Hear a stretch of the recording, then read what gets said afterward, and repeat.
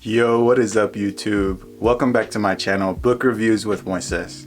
Today we're going to be reviewing How to Do the Work by Dr. Nicole LePerra. Recognize your patterns, heal from your past, and create yourself. I'm a big fan of psychology, as many of you know. Dr. Nicole really stuck out for me. A lot of what she posted and when she posted it, I resonated with a lot during my very present moment life circumstances. And after a while of her growth through the internet, she created her very own book.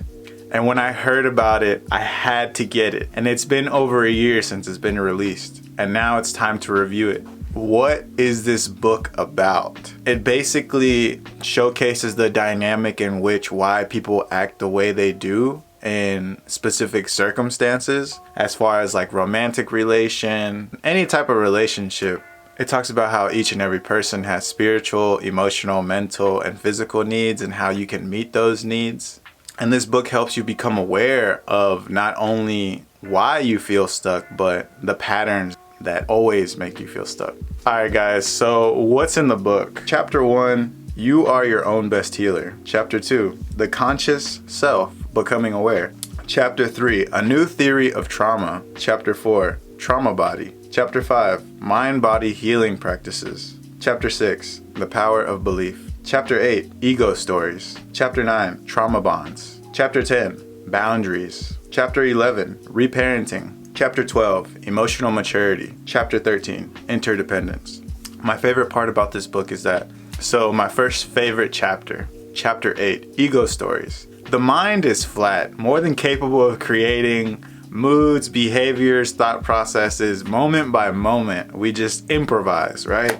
But then another thing is the ego. The ego will never allow space for expansion and adaptability. The ego will always keep us trapped in what we know. And if it's not what we know, well, then we don't want it. Becoming aware of this is highly important. The ego is most definitely painted by past experiences. It's astounding to me to recognize that we are almost, in a sense, walking projectors. All we do is project ourselves onto other people. Even this is a sense of projection. My next favorite chapter, Chapter 7, the inner child. The relationship we have with our primary parent figures growing up shapes the way we have relationships in adulthood. The way we were conditioned as a child really plays a big role in how we create and form relationships. And another thing too, it also comes into play how we behave in relationships. My next favorite chapter, Chapter 12, emotional maturity. Other people's perspective can feel very threatening. If it doesn't fit what the ego wants or perceives, then emotionally immature people can't handle their very own emotions. And emotional maturity is not only an understanding of one's emotion, but the understanding of another's emotion. Most of us don't allow our emotions to be completely physiological, and that's when they start to wander in the mind.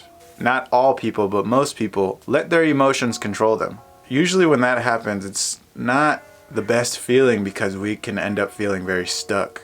And our mind will start spinning stories, creating this almost like a loop. And with that loop comes a feeling. Our body and mind is always looking to be stimulated, one way or another. It doesn't know the difference. When you replay distressing thoughts, your nervous system activates, creating that feedback loop and an emotional addiction. It can be very treacherous, allowing yourself to become emotionally addicted to a negative stimulus. Another part of emotional maturity is labeling your emotions. When you're able to label and become aware of your emotions, you can create emotional boundaries. So who should read this book? I highly recommend this book to anybody who's ever felt stuck in life, or maybe you went through some sort of traumatic event that kept you in the same place mentally. I highly recommend this book. Or maybe you can't find yourself being in the romantic relationship that you want, or just having that relationship in general. I highly recommend this book. Are you interested in reading this book? Let me know in the comments below, and I'll see you next time for Book Reviews with Moises.